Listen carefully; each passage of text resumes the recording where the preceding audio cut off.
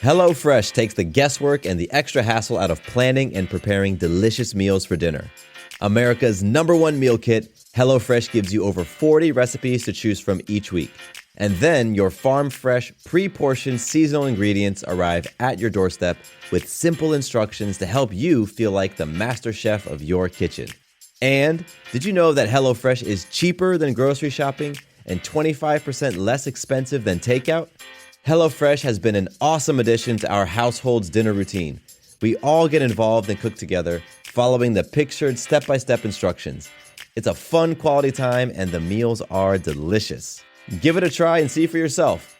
Go to HelloFresh.com/50havingitall and use code 50havingitall for 50% off plus free shipping. Again, to get 50% off plus free shipping, go to HelloFresh.com/50havingitall and use code 50havingitall.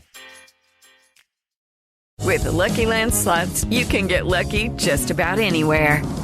This is your captain speaking. We've got clear runway and the weather's fine, but we're just going to circle up here a while and get lucky. No, nothing like that. It's just these cash prizes add up quick. So I suggest you sit back, keep your tray table upright, and start getting lucky.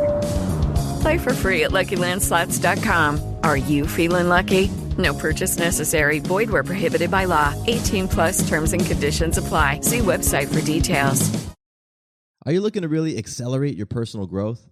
If so, go to my website and download the free Abundance Benchmark. It's going to give you some amazing feedback on where you're stuck in life. Again, it's totally free, and you can grab yours right now at MatthewBivens.com. Welcome to Having It All. My name is Matthew Bivens, and each week I bring you conversations and insights that explore the question, what does having it all mean to you? My goal is to leave you with stories you can relate to and messages you can take action on so that you can create an abundant, loving life. I am so excited that you're here to hang out with me today. Now, let's jump right into this episode. My guest today is Dr. Tiffany Stewart. Now, Tiffany is a mother, coach, professor, counselor, businesswoman, and speaker. Her passion is to help individuals who may be stuck in some area of life tap into their power and give themselves permission to step into their purpose and create the life they want to live. That's powerful and inspiring and awesome, and I am very excited to have Tiffany on the show with me today. Tiffany, how are you being today? I am being well today. Thank you so much for having me again, Matthew. I am so honored to be a part of your podcast. Thank you. Oh, you are very welcome, and I really appreciate you carving out some time to come and chat with me this beautiful afternoon. So thank you. You're welcome. Well, Tiffany, I spent some time just getting to know you on your website and reading about your story and all that. But I would love for you to just take a quick minute and share with our listeners what it is that you do. So currently, I sometimes feel like I'm working 14 jobs, right? I am. I get that. I am a tenured associate professor and a licensed practicing therapist turned success coach and speaker. And in my role right now as a success coach, that's really my main role or my main deal right now. I help people identify what it is they want in their lives. And then we create a roadmap, a personalized roadmap together on how they can actually create it because it is my belief that we all have the ability to create exactly what it is that we want in our lives. And sometimes people just don't know how to get from one level to the next. And I've seen this over and over again in therapy, which is what shifted me to go in this direction now with the success coach. So, in a nutshell, that's what I do. Oh, that's awesome. And I love that you have a very proactive approach in your philosophy. And I read this on your website. You don't believe in luck. And I think that's incredibly important when it comes to really creating and experiencing the life that you want, that you don't feel like some people are destined to have it. Some people are going to experience it because they're lucky, and other people just won't. And so when I read that and hearing you say it right now, that really resonates with me. Absolutely. No, I don't believe in luck. I believe in setting goals, and then I'm gonna go and grab them. That's what I believe in. I believe you have to first create the vision of what it is that you want, create some concrete goals to get there, and then it's up for the grabbing. And I snatch them. That's what I believe. Yeah, so I that's don't I go out and don't make it think happen. Yeah. yeah, I don't believe in, just throwing things up in the air and let's just kind of see where the pieces may lie. No, I that's not my philosophy at all. So talk to me a little bit about your childhood and your upbringing. Like I want to learn how you went from, being a little girl where you grew up in Louisiana, correct? Yes, I grew up in New Orleans, Louisiana. So from there to where you are today, because I imagine that you had your vision, you created some goals, you experienced some setbacks. So just talk to me about all that. So interesting. So, beginning, I definitely come from humble beginnings. I am the last of six children raised by a single mother. She divorced my father when I was about one. So from that point on until after I graduated from high school, she was a single parent. And this is by the time she was 30, she had six children. So by the time I came along, she was just kind of fit to be tired. And I believe she wanted a little freedom of her own. So I had a lot of freedom growing up, and I didn't have a whole lot of expectations placed on my life. And one of the reasons why I talk about my story so much is because some people think that, oh, you have to be born into either a great family or maybe you were always this super driven person. You may have always had these dreams and hopes for your life. But my reality was I had no dreams for my life. I had no expectations for my life. As a matter of fact, when I was in high school, my only aspiration was to become a cheerleader. And it wasn't because I knew how to cheer or jump or flip, because I didn't know how to do any of those things very well. I only wanted the uniform because I want I wanted to take a picture in the uniform because I liked the uniform. Hey, that's real. It is real. That's the reality. That was my only aspiration. And so lo and behold, someone must have felt sorry for me. They let me on the cheerleading squad. I got my uniform. I got my picture in it, which I still have today. And then I quit soon after. So as far as grades were concerned, I didn't do very well, wasn't a very good student. And after high school, I actually set out for about a year and a half after high school to quote unquote find myself, because I didn't think college was for me. And I didn't think college was for me because there was no one in my immediate surroundings who had actually went to college and finished. So out of my five siblings, four had already went to college and none of them finished. So I just automatically assumed that that was going to be my destiny as well. So I didn't even try to go to college first. And the only reason why I ended up in college is because I consider myself a reformed party girl. So if you've ever been to New Orleans before, New Orleans is pretty much a party town, Yeah. right? Yeah, So I've you been can one time and I definitely witnessed a lot of that element. yes.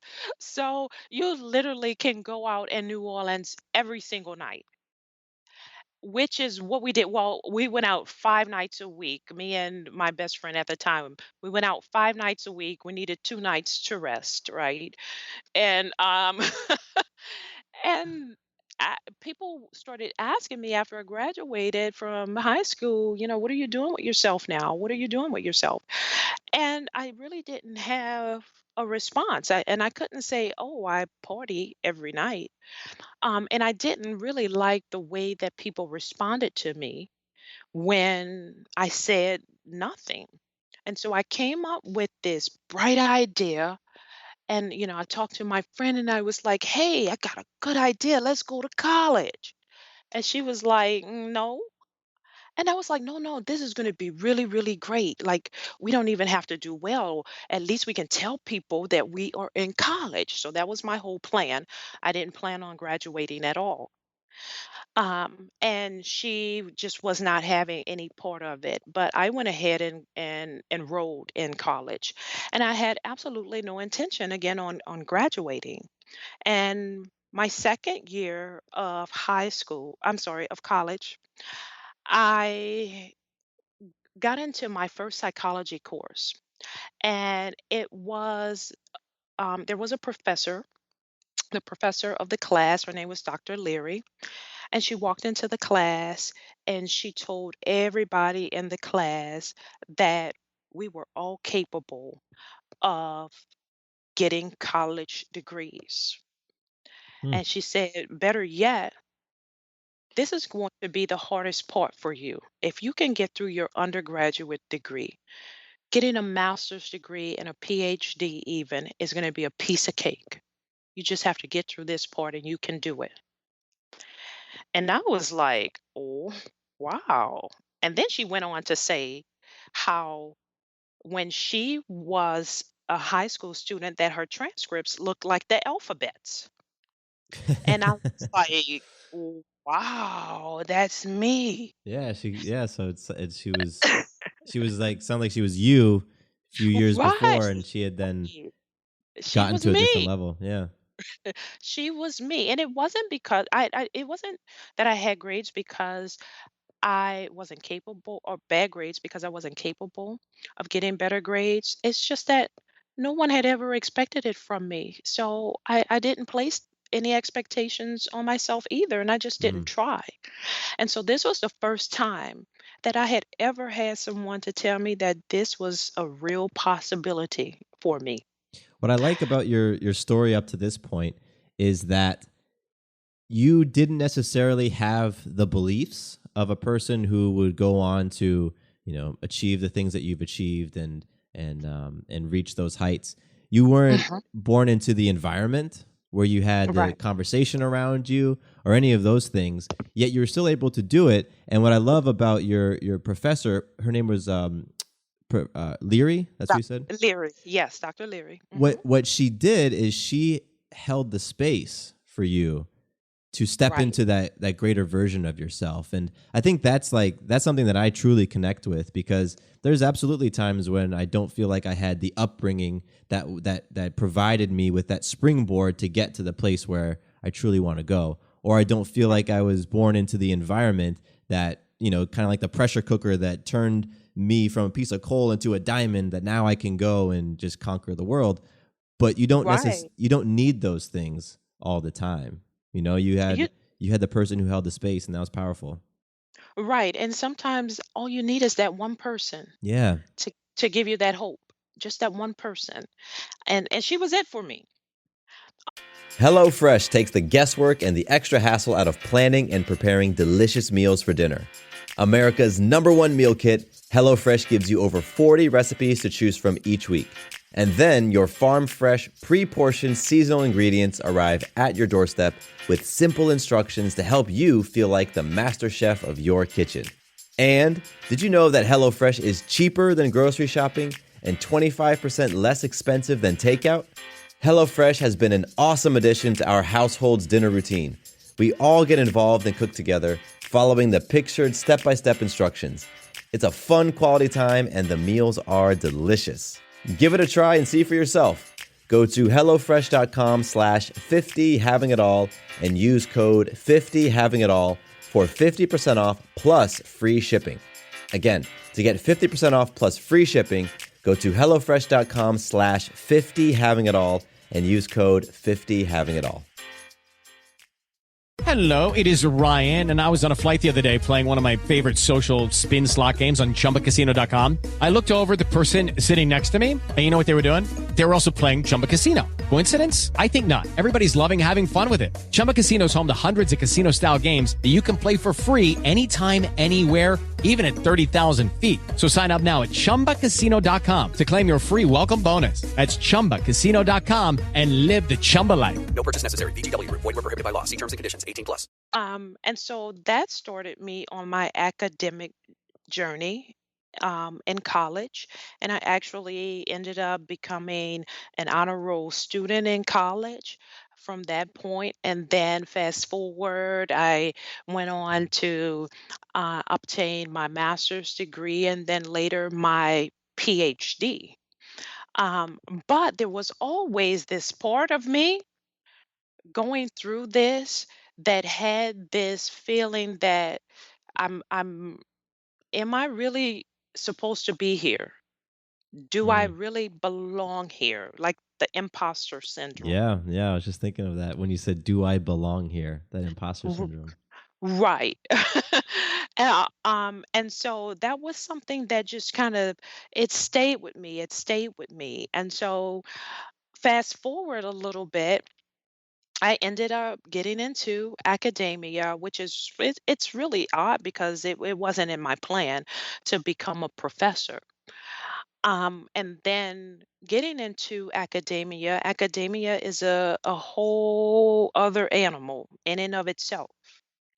And I what I mean by that is academia is really it fosters an environment of telling you how good you are not. Mm. Um, because academia is synonymous with elitism. And so if you are not what they consider to be an elitist, then you're not good enough. And like they make you jump through some hoops, to get through that. And so What did that do for your having self-image? oh, it was agonizing.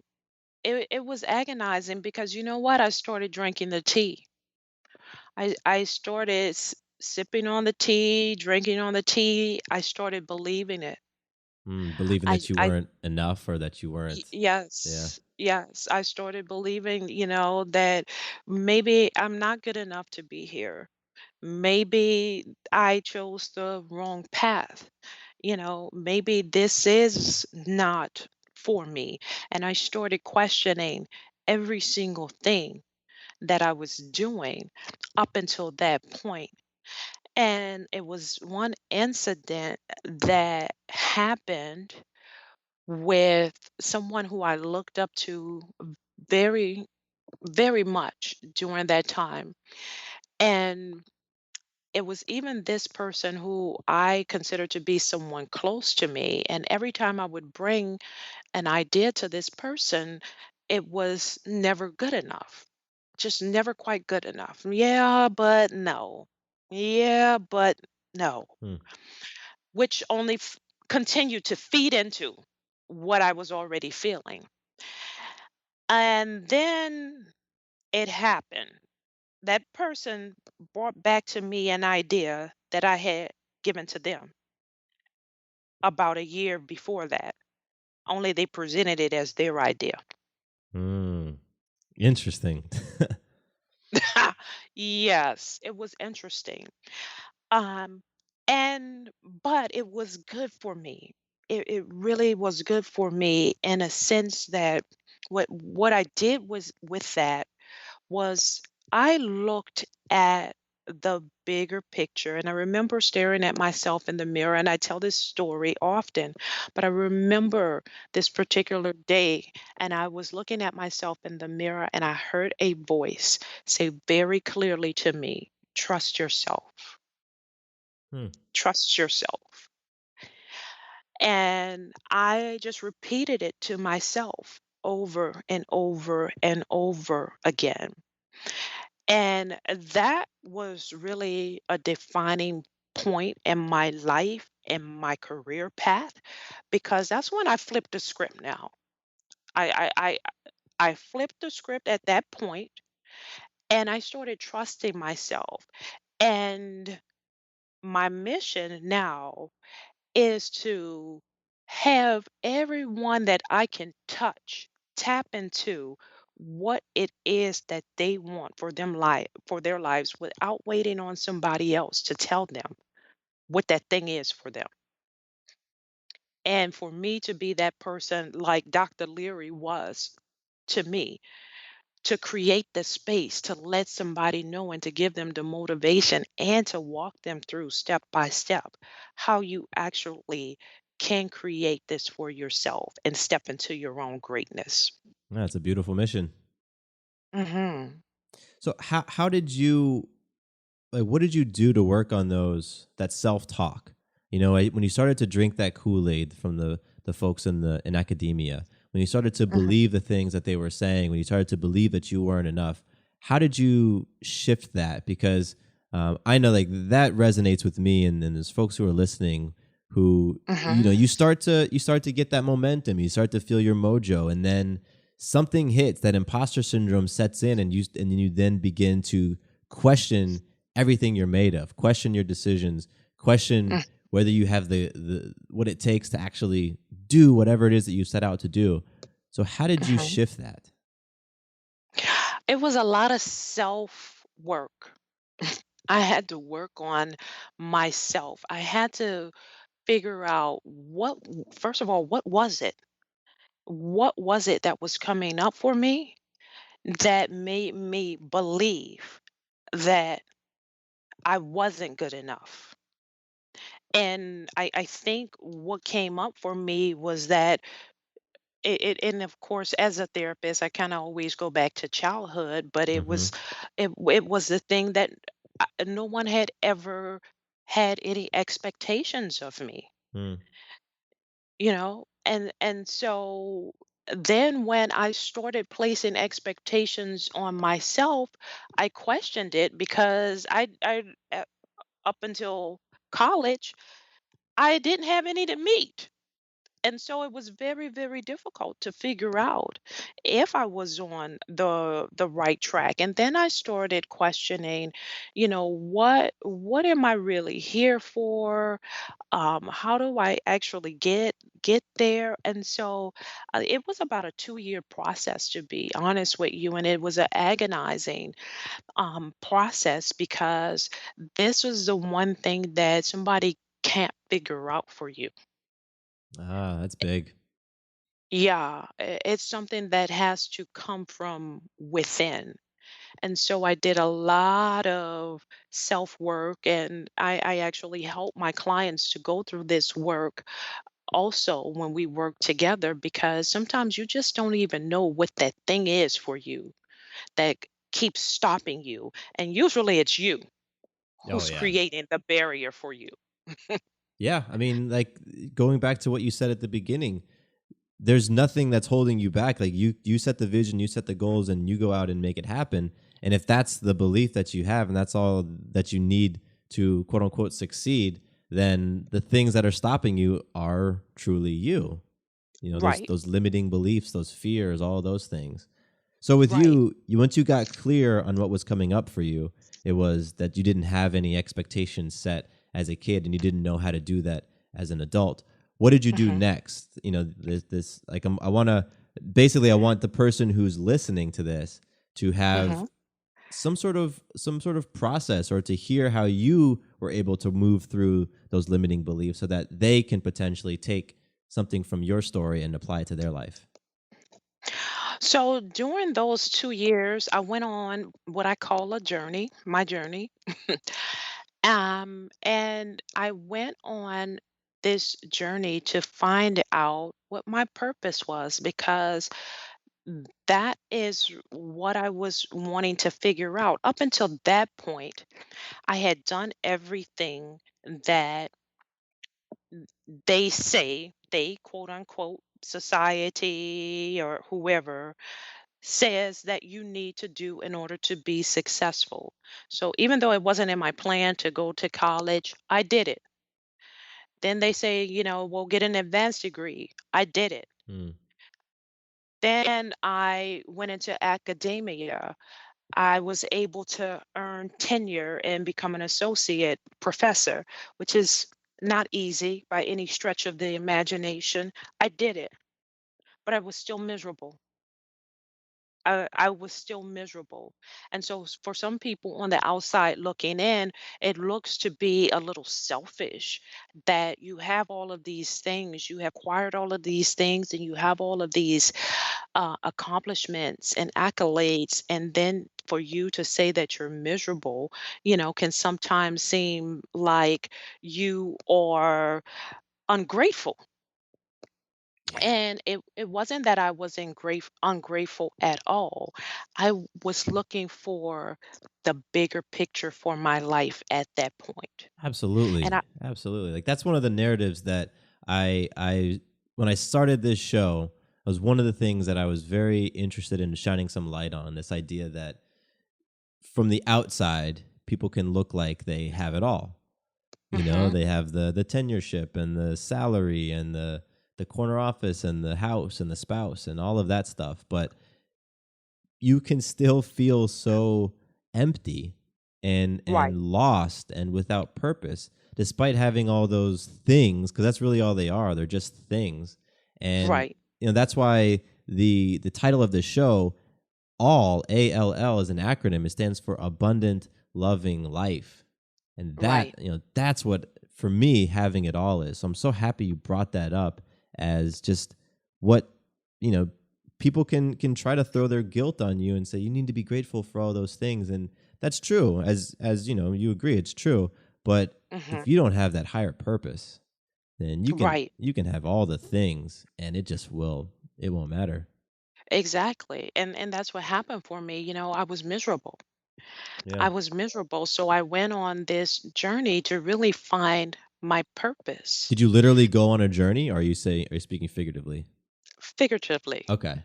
Because But my in my a in guest my I mind, talked about it like, earlier, he actually went on a journey. So you're talking about a oh, figurative journey. Okay. yes, yes, Got it. figuratively in my mind, but it was exhausting. Yeah. Like I was out hiking, marching every day or something. That self-work is no joke. And I'm happy that you added the detail that you were doing this stuff for a number of years. And that Yes, was to just turn the ship around. And yes. it's one of those things where there really is not an endpoint. It is not an endpoint. It's not a destination. It's a Yeah, journey. it It's a is. journey. It's not a destination because it will shift. It It will does. shift. But here's what I can say. You, during my journey, um, what I found out was, like, when I went on my journey to find out the what my purpose was, now it became about more than just me, right? It became about who can my story serve? Who can this help? Who can I help? What am I supposed to be doing? What does that look like? And so, from all of my experiences, good, bad, or indifferent, I believe that they were there to bring me right to the point that I am right now. And so it Mm. reminds me of the book. Are you familiar with The Alchemist? I am familiar with it. I have not read it, but I have definitely heard of it. But Okay, okay. So, and as a professor, I actually have been assigning this book to my class for years when we study existential theory. But basically, it's about the meaning of life. Right? And so in the book, this boy goes on a physical journey all over trying to find the meaning of his life. And along the way, he met so many different people and had so many different experiences. And in the end, only to find out he had everything he needed all the while. So I say that to say I went on this self discovery journey to find my purpose for about 2 years. And I was looking for all kinds of things externally Mm. outside of me, agonizing. Agonizing, literally to the point of tears sometimes because I was so frustrated. It's like, why can't I Well, figure this thing out? what type of things were you looking for externally? I just was looking. Sometimes you compare yourself to others, Ah, okay. oh, should I be doing, what they are doing? Should I be this? Should I be that? And, should I be like this master counselor? Should I try to go off a full professor and then go into um administration and, should I do this? It was never really my journey. Mm. I'm comparing myself to other people. And what it came down to was I I've had and I've known for years exactly what it is that I've wanted to do. For example, when I was a child, when my mom would go to work, I would go in her closet, get out, the best dress that I liked, dressed up, and then played like I was teaching class. Well, there you go. Wow. So it's not a coincidence Yeah. that I'm a teacher now. Yeah. And even still in my coaching work, I teach people how to figure out Oh, things, absolutely. right? So it's not a coincidence. So after this long journey, I figured out it's been there the whole time. And what I do with my work now is to help others make it a little easier for them so that they don't have to go on this 2 week, 2 year trek or whatever and of agonizing, agonizing searching to figure out what it is that they want to do. Like I break it down at first into 5 questions that I ask people to get to. Do we have time to go over those quickly? Yeah, yeah. Run through those 5 questions. That'd be great. Okay, so just really quickly, the 5 questions I ask: Who are you? And it is a real simple question, but it's the thing that stumps the most people. Most people don't know exactly who they are. You know what I will hear? Oh, I'm a mother, I'm a father, I'm a wife, I'm a teacher, I'm a this, I'm a that. And I say, no, no, no. I don't want the labels that are attached to you. Who are you at your Mm. core? What are your likes? What are your dislikes? You know, what are some things that just make you feel visible? What's your happy place? These are the things that I get to in my Leap workbook, my free resource on my website to help people to kind of jumpstart to figure that out. And next, the second thing that I asked, what's the thing that feeds your soul? Like I talked about, even though I had all of these things uh, on these accolades and credentials and whatnot, I still was miserable. And I was miserable because it wasn't something that was feeding my soul. And I didn't find that thing until I was able to figure out that the thing that feeds my soul is helping others to be happy and create what it is that they want in their lives. All right. The third thing I ask is what gets you excited?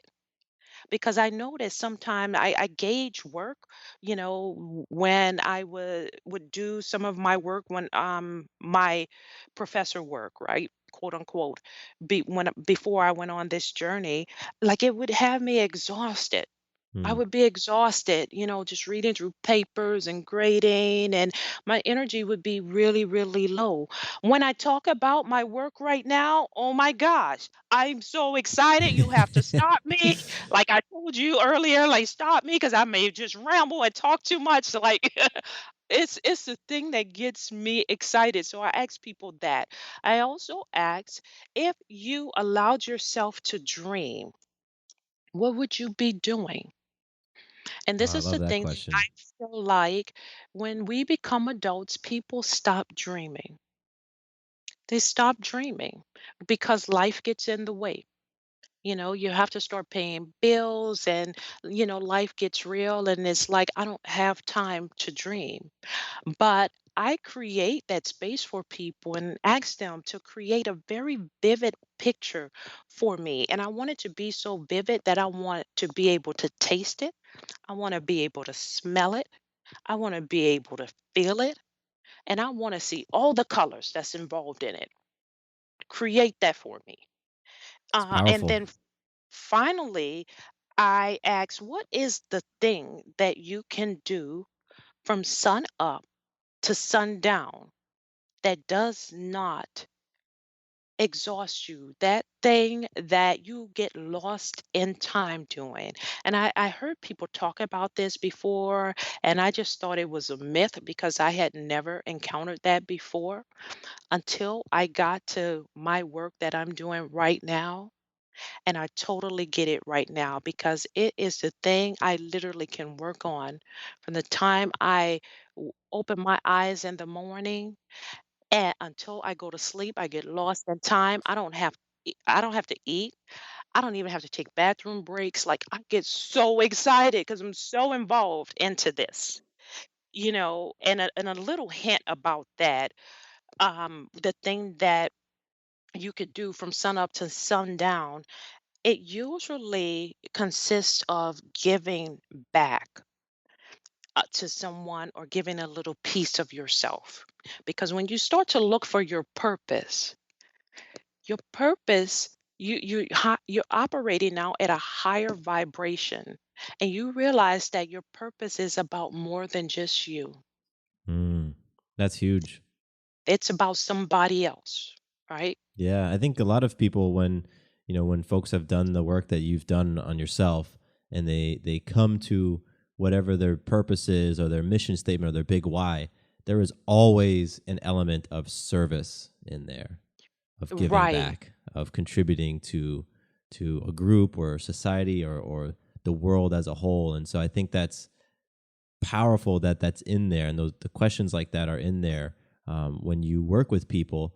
And I do have a question for you because what I'm curious is what do you have, like what have you created in your life that fills you back up so that you can give and pour yourself out into others?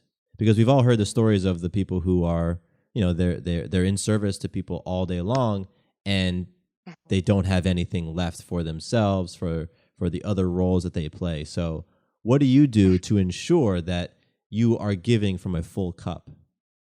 Hello, it is Ryan, and I was on a flight the other day playing one of my favorite social spin slot games on chumbacasino.com. I looked over at the person sitting next to me, and you know what they were doing?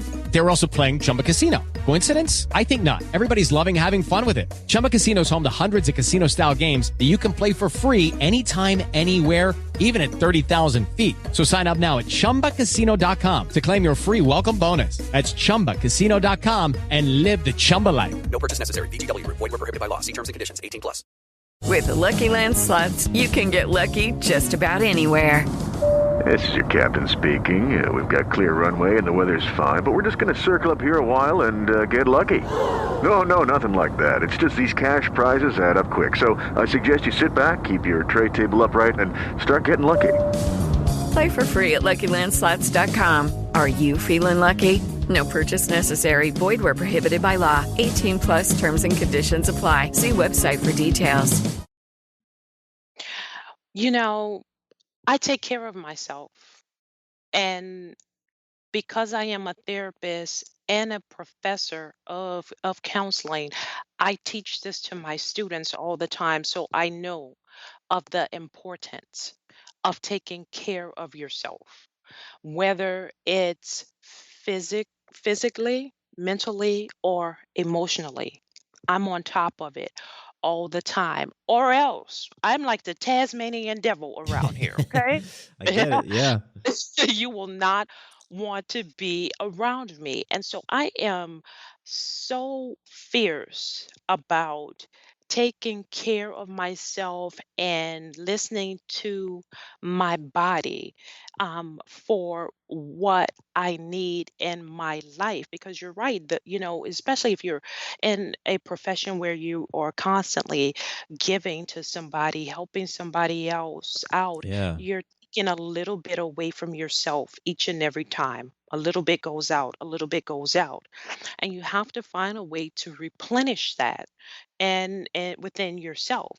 And so, Absolutely. you Absolutely. know, right. For me, that looks like I need to work out to have the necessary energy, in order to keep going at the rate that I'm going. So I make sure that I plan that in my schedule weekly to work out at least 3 to 4 times a week and eat proper nutrition more often than I'm not. Right? When I'm feeling mentally out of balance, I talk to someone.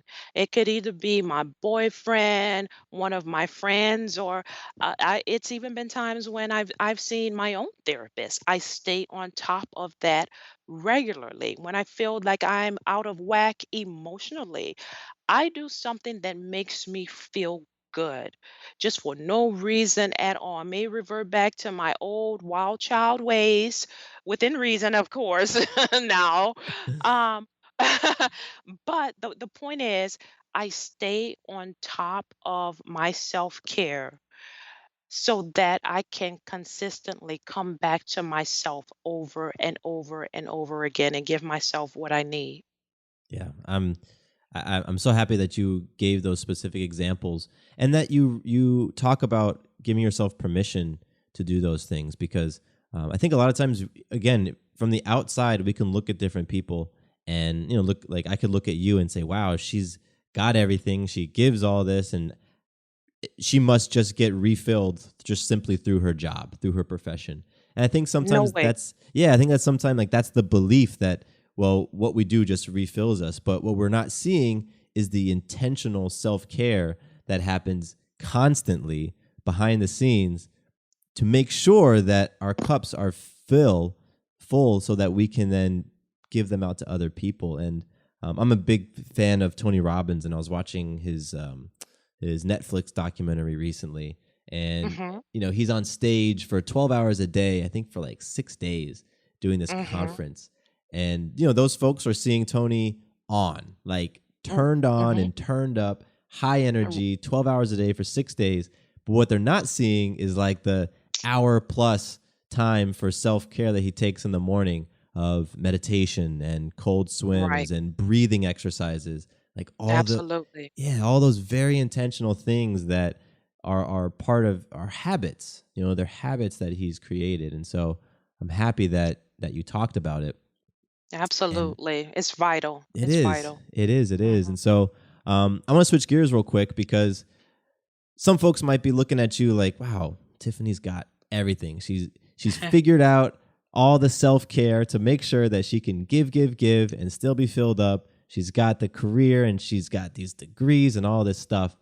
But I understand that everybody is experiencing some form of what I call an epic challenge.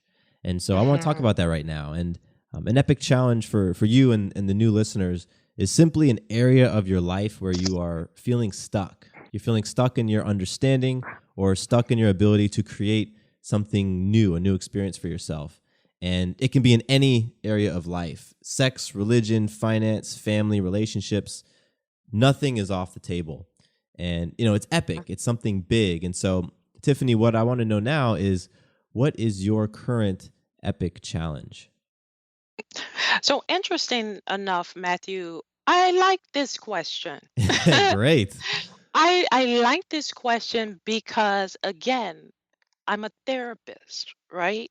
And I see this very, very often as one of the biggest obstacles for most people. And what that is your language and your mindset. And also, of course, one of the things that I help people to do is to get quote unquote unstuck. And so, what I mean by that is when there is something, when you are looking at it as being, oh, it's this epic thing, it sometimes can create those barriers. Because I don't know about you, but for me, when something seems to be a bit too much, like a whole elephant, I can't digest it. Like, it stops me in my tracks. Yeah, no, And I've been so there. yeah. So what I have been able to do is to work on changing my language around that so that I can be a little better about not making it seem like it's so epic. Like, okay, it's just a place that I don't know what how to get to, point A to B right now. So in my mind, that makes it seem easier, right? So I'll get to your question now. I'll answer the question No, now. I like it because what you're talking about is just what I'm understanding is looking at it from a slightly different perspective. And I am happy that you talked about language because I do believe language is, and the way that we talk about or describe things really does help to set the context for a lot of things. So yes, using the language of epic challenge, you might then create something that feels like this mountain that you can never climb. Exactly. At least for me. Yeah, no, it's a great reminder for myself and for listeners to examine how we are looking at different things that were our circumstances. That's really what it Right. is. It's circumstances, and we can create these we can make them look or feel bigger than they are. However, Right. I also do believe that there are things that whatever we want to call them, we don't have to call them epic challenges.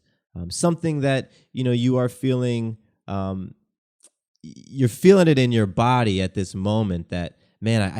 I haven't figured out this thing yet. Like I'm gonna figure it Right. out. I just haven't Right. figured it out yet. So that's what I'm Right. And curious in hearing right. with And I you. have it. I have it. I do. And so that biggest thing for me right now is figuring out how to streamline my work so that I can reach more people but free up more of my time. So for me, that looks like creating better systems, and being able to serve people not only in a one-on-one setting, but in group settings. And the reason why it is so huge for me right now is because it's something that I've never done before. So obviously, I was clueless about how to go about getting to that place because I want to get my work out to more people. But then there are only so many hours in a day. How Mm-hmm. do I do this? Absolutely, yeah.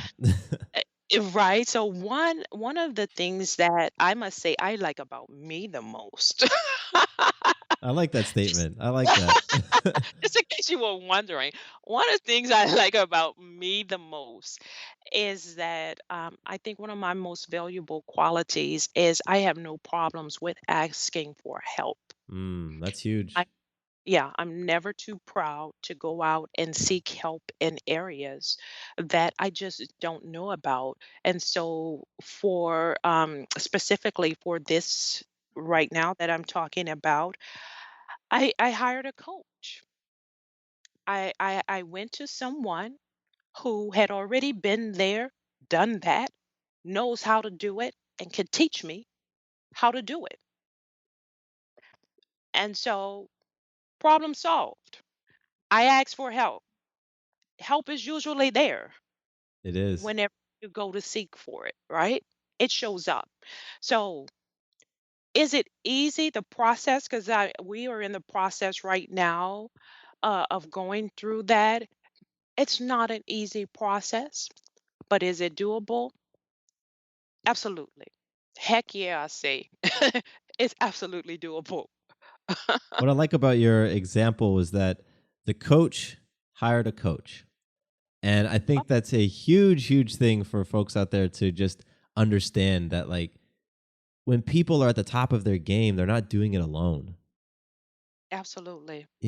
Everybody can benefit from coaching, mentorship, conversation, even with somebody who has been there or has experienced it or has gone through similar challenges and can help to lend some perspective or some feedback. And so I love the fact that you, as a coach, sought out coaching because, I mean, Michael Jordan had a coach, Absolutely. greatest basketball player Absolutely. ever. He had a coach, and he probably had Absolutely. multiple coaches for different things in his life. So that's awesome.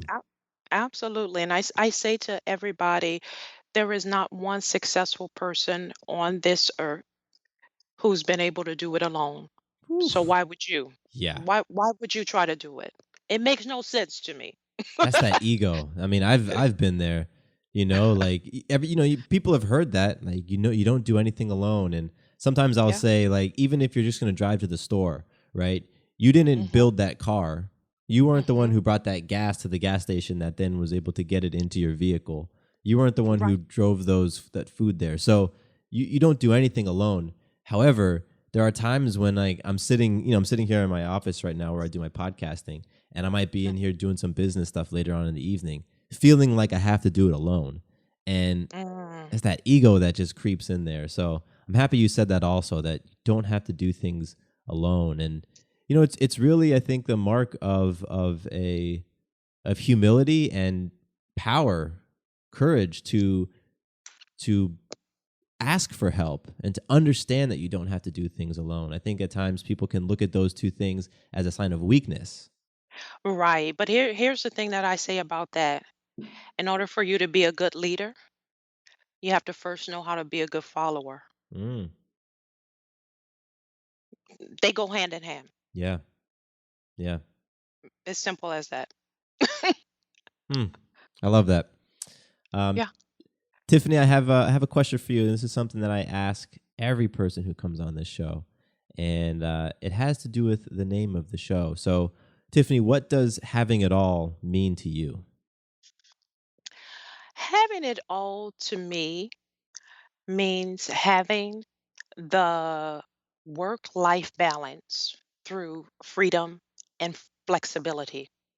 This is the way that I want to live my life, and I want to live my life on my terms.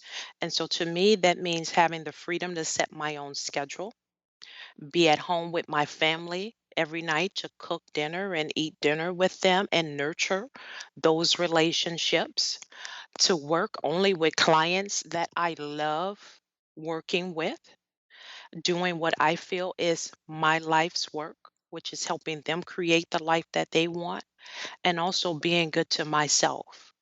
All of that looks like having it all to me. Mm, that's beautiful. Mhm. And I love that you have those details, that you're clear you're clear of how you would answer the question for yourself. And Absolutely. I'm not surprised because you had talked about through our conversation of just having the vision and setting the goal. So I'm not surprised that you were very clear on what that means. And Yes. oh, it's great. So as we come to a close here, I'd like for you to leave the listeners with one major takeaway, just something that they can walk away from your story and your experience that they can implement in their own lives. So the one thing that I would say is you don't need to wait to get permission from anyone to start living your life on your terms. And one of my favorite sayings that I came up with, and I don't know, maybe I heard it somewhere, I don't know, but it's my favorite saying. You don't have to wait for someone to tag you in. This Mm, is your this is your life, and you're always up to bat. I like that. Always. Yeah. Boom. Succinct and Boom. powerful. With a quotable in there. I love that. Yes. So Tiffany, where can people go to connect with you, to learn more about you? You have this really awesome freebie on your website, the Leap Workbook. I downloaded it and checked it out, and it's really great. Where can they go to get all those great things? Yeah, absolutely. So everybody can download that free resource on my website, www.tiffanystewartphd.com. And that's for everyone. And then also for those who may need a little more support, who may be a little more high achievers, there's a contact form on there, and it you can fill it out, and it comes straight to my email, and I can get back with you. So everything that you need to know, you can find out about me on my website. Again, www.tiffanystewartphd.com. I'm also on Instagram at Dr. Tiff PhD, on Facebook, Tiffany Stewart PhD. Um, and that's where you can find me. Awesome. Very cool. And I'm going to have links to all of that stuff in the show notes. And listeners, you could probably hear baby Maya crying in the background. That means that we're getting to the end of the episode. So, I don't care. oh, you didn't hear her? I think No. her and her mom just walked in and she's being a little fussy. That's a 4-week-old for you. Yes. So Tiffany, final question I have to ask, and I'm very curious. Do you have it all? In this moment, I have it all. And that's all that I need. The moment that I'm in right now, I have it all. Yep. Beautiful. Beautiful. I love that.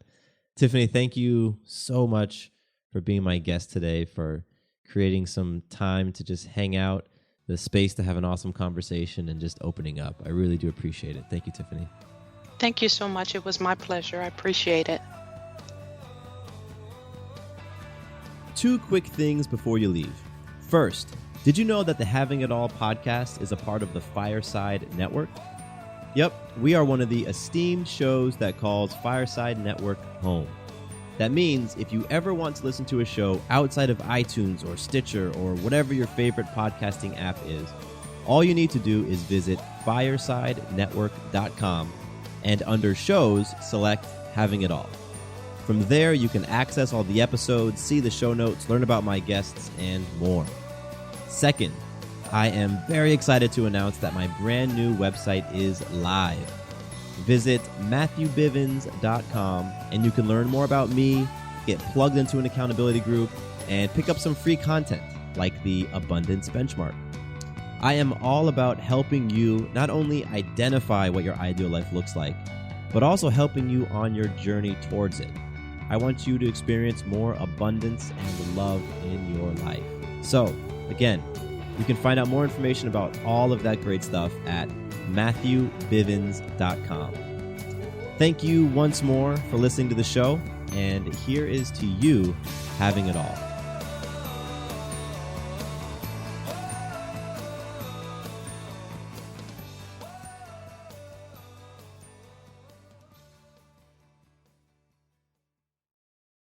Why don't more infant formula companies use organic, grass-fed whole milk instead of skim?